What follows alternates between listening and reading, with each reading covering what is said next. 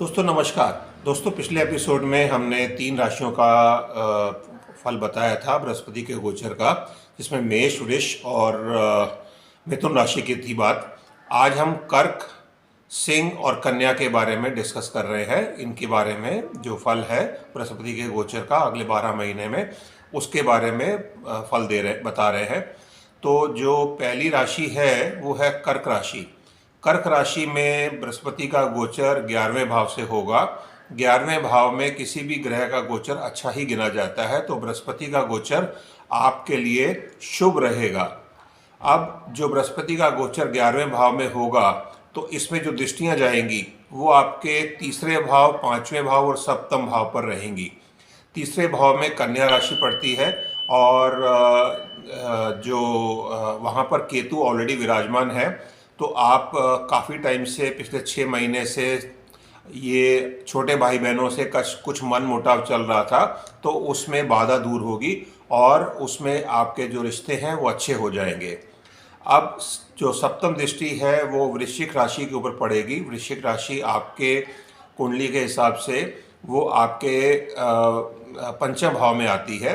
तो पंचम भाव में अगर संतान से कोई मनमुटाव था तो वहाँ पर वो दूर होगी और अच्छे संबंध रहेंगे। अगर आप स्टूडेंट हैं तो आपको एजुकेशन में इसमें सहायता मिलेगी, एजुकेशन में आपको प्रगति मिलेगी और आप कोई कोर्स करना चाह रहे हैं तो आप उसमें बेहिचक अच्छे मार्क्स के साथ पास होंगे। अब जो सप्तम दृष्टि, जो नवम दृष्टि है वो सप्तम भाव पे जाएगी। सप्तम भाव जो है वो जीवन साथी का भाव है प्लस पार्टनरशिप का भाव है। तो यहाँ पर जो दृष्टि होगी वो आपको जीवन साथी के साथ अगर कोई संबंधों में उतार चढ़ाव थे तो उसमें वो दूर होगी और अच्छे संबंध रहेंगे। तो कुल मिलाकर जीवन साथी के साथ सप्तम भाव में, संतान भाव पांचवा भाव और छोटे भाई बहनों का तृतीय भाव, तो तीनों भावों में आपको रिश्तों में जो भी अगर कोई खटास थी किसी भी तरीके से तो वो दूर होगी। और आपके लिए जब 11वें भाव में, 11वें भाव में बृहस्पति का गोचर जो होने जा रहा है, जो शुरू हुआ है, वो कर्क वालों के लिए शुभ ही रहने वाला है। अब हम सिंह राशि की बात करते हैं। सिंह राशि के लिए जो बृहस्पति का गोचर है वो दशम भाव में कार्यस्थल के भाव से होने वाला है। सिंह राशि के लिए जो बृहस्पति की दृष्टियां जाएंगी वो आपके द्वितीय भाव, चतुर्थ भाव और षष्ठ भाव पर जाएंगी।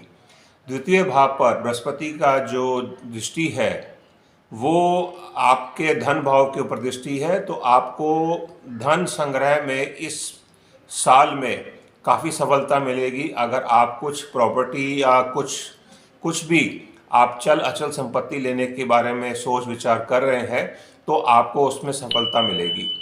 जो सप्तम दृष्टि है जो बृहस्पति की, वो वृश्चिक राशि में जाएगी और वृश्चिक राशि आपका चतुर्थ भाव होता है। तो चतुर्थ भाव में जब बृहस्पति की दृष्टि जाएगी, जहाँ पर राहु और शनि की दृष्टि ऑलरेडी पड़ रही है, तो ये आपका सुख भाव है। सुख भाव मतलब आपका घर है, आपका परिवार है। तो इसमें जो दृष्टि जाएगी तो उसमें अगर कुछ आपके घर में कोई दिक्कतें थी किसी भी तरीके से तो वो दूर होंगी और उसमें आपको सफलता ही मिलेगी। जो नवम दृष्टि है वो आपके छठे भाव में, षष्ठ भाव में जाएगी, जो रोग रिपु ऋण का स्थान है, जहाँ पर अगर आपका कोई भी इलाज चल रहा था या कोई बीमारी थी तो उसमें सफलता मिलेगी और वो बीमारी आपकी काफ़ी हद तक ठीक होगी। और अगर आपके पास कोई फाइनेंशियल बर्डन था किसी भी तरीके से तो उसमें भी सफलता मिलेगी। सिंह राशि के लिए भी ये गोचर अच्छा ही गिना जाएगा, क्योंकि कार्यस्थल में दशम भाव में बृहस्पति का ये गोचर अच्छा रहेगा इनके लिए। अब तीसरी राशि आज की जिसके ऊपर बात हम कर रहे हैं, वो तीसरी राशि जो है वो है कन्या राशि। कन्या राशि के लिए बृहस्पति का जो ये गोचर है ये आपके नवम भाव से होने जा रहा है। नवम भाव भाग्य भाव होता है, तो भाग्य भाव में 12 साल के बाद बृहस्पति का ये गोचर आपके लिए वरदान से कम नहीं है। नवम भाव में बृहस्पति का ये गोचर आपके जो 12 साल से आपकी जो दिक्कतें थी उनको दूर करने के लिए आ रहा है। तो आपकी बृहस्पति की जो पंचम दृष्टि है वो आपके लगन पर पड़ेगी। लगन में ऑलरेडी केतु बैठे हुए हैं, तो आपको शारीरिक या मानसिक कोई भी पीड़ा थी किसी भी तरीके से, तो वो दूर होगी। दूर होने का आपको राहत की अनुभूति होगी। और जो सप्तम दृष्टि है वो आपके तृतीय भाव पर पड़ेगी, जहाँ पर वृश्चिक राशि पड़ती है। तो आपको भाई बहनों से कोई संबंधों में कोई दिक्कतें थी, या पड़ोसियों से, या आपके कार्यस्थल पर, तो वो चीज़ें वो दूर होंगी और वहाँ पर आपको सफलता मिलेगी। तीसरी जो दृष्टि होगी वो आपके पंचम भाव पे जाएगी। जो नवम दृष्टि है वो पंचम भाव पे जाएगी।